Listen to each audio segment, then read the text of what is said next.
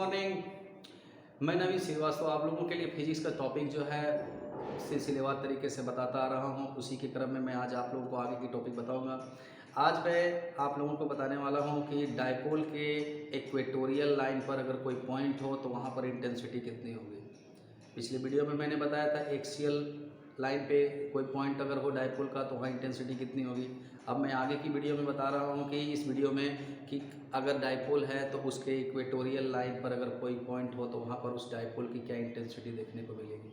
तो चलिए आगे मैं आप लोगों को बता दूँ electric field intensity at equatorial line at of an electric dipole.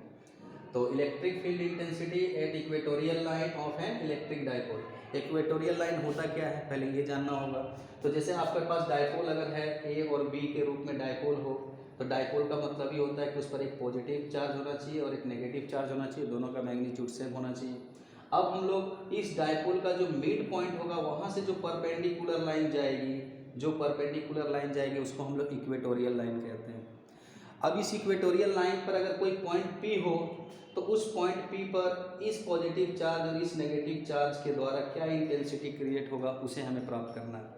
तो चलिए आपको मैं बताऊं कि इस डायपोल का लेंथ जो है हम लोग 2a ले लेते हैं और जब ये मिड पॉइंट है यानी कि सेंटर है और इस सेंटर से r डिस्टेंस पर पॉइंट जो है हमारा P मौजूद है जहां एक टेस्ट चार्ज होगा और वो टेस्ट चार्ज क्या एक्सपीरियंस करेगा इंटेंसिटी उसे ही हम प्राप्त करने वाले हैं।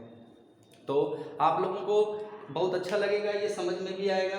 जैसे देखिए अगर आप लोगों को ट्रायंगल के बारे में नॉलेज हो तो ये तो आपका मिड पॉइंट वो है, तो यहाँ से यहाँ तक का लेंथ 2a से हाफ हो जाएगा a और यहाँ से यहाँ तक का हाफ हो जाएगा a, यहाँ से यहाँ का डिस्टेंस r है तो ये हाइपोटेनियस हुआ।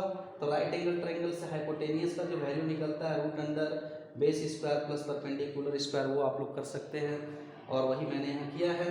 अब हम लोग जानते हैं कि किसी भी पॉइंट से जहाँ पे चार्ज रखा हो वहाँ से किसी भी पॉइंट पर अगर इंटेंसिटी प्राप्त करनी हो तो उसका फार्मूला हम लोगों ने पढ़ा हुआ है, पहले मैंने बता दिया है 1/4πε0 q बाय डिस्टेंस स्क्वायर।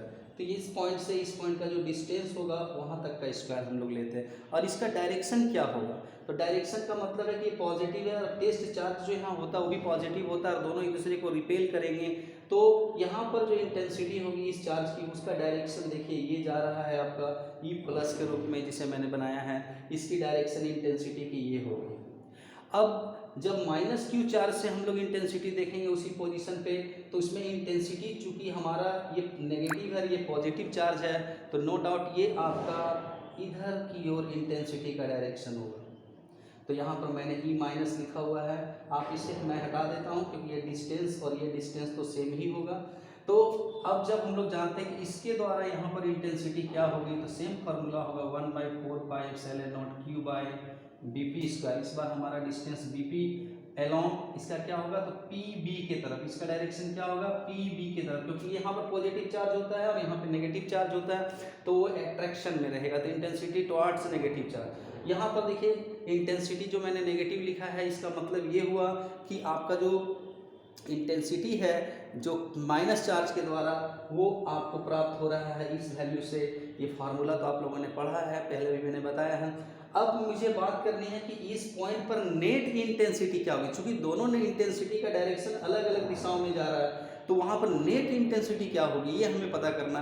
तो हम लोग देख रहे हैं कि इस इंटेंसिटी और इस इंटेंसिटी के बीच में एक एंगल क्रिएट हो रहा है तो यहाँ पर पैरेललोग्राम का जो लॉ होता है वो एक्टिव हो जाएगा और उसके द्वारा यहाँ पर जो इंटेंसिटी हमें मिलेगी वो नेट इंटेंसिटी का डायरेक्शन ये होगा जो मैंने यहाँ पहले से बना रखा है।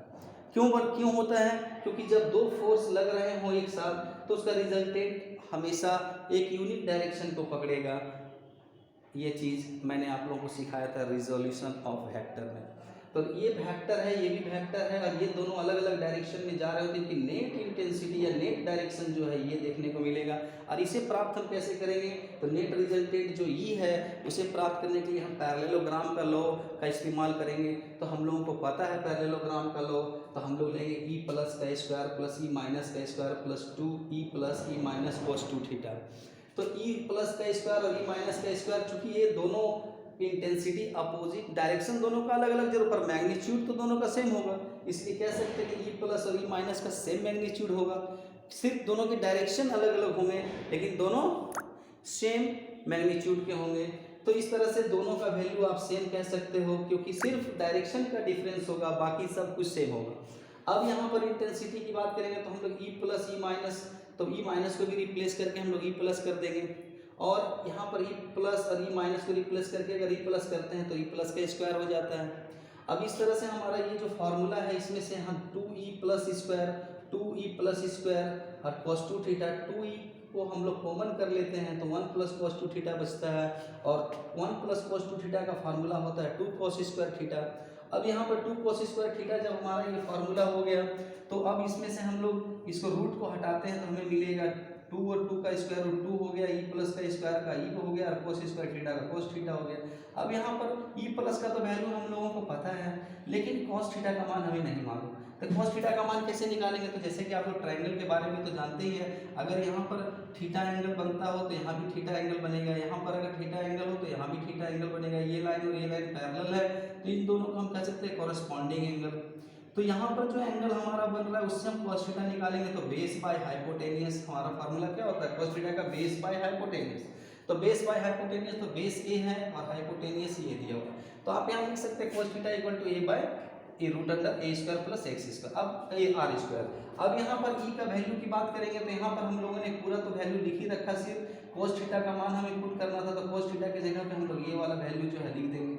अब हम लोग क्या देखते हैं कि इंटेंसिटी जो हमें प्राप्त हो रही है वो पूरा 2a³ by 4 pi epsilon naught a square plus r square, और ये दोनों को जब हम लोग ऐड कर देते हैं पावर तो 3/2 बन जाता है। और इस तरह से 2a³ के बारे में हमें पता है कि वो तो मोमेंट होता है डायपोल का, तो 2a³ को रिप्लेस करके हम लोग p लिख सकते हैं, और यहाँ पर इंटेंसिटी का जो फार्मूला बन करके आता है कहाँ पे, इक्वेटोरियल लाइन पे, वो आपका है p vector by 4 pi epsilon naught a square i square to the power 3/2।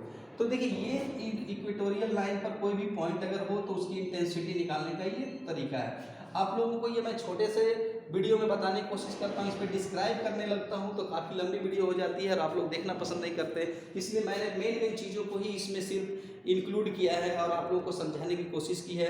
अगर आप लोगों को इसमें कोई डाउट हो, किसी तरह का कुछ समझने की कोशिश करनी हो तो आप लोग मेरे को मैसेज दे सकते हैं, मैं उस पर अमल करूँगा और उस पर आप लोगों की जो भी चाहत है किस तरह से समझना चाहते हैं उस पर मैं कोशिश करूँगा समझाने की। अभी मैंने सिर्फ मेन टॉपिक्स जो इससे रिलेटेड है उसी को मैंने यहाँ पर इंडिकेट किया है और मैंने डायरेक्ट आपको निकाल कर दिखाया। तो अगर पसंद आए आप लोगों को ये निकालना तो बहुत अच्छा लगेगा मुझे। थैंक यू बच्चों।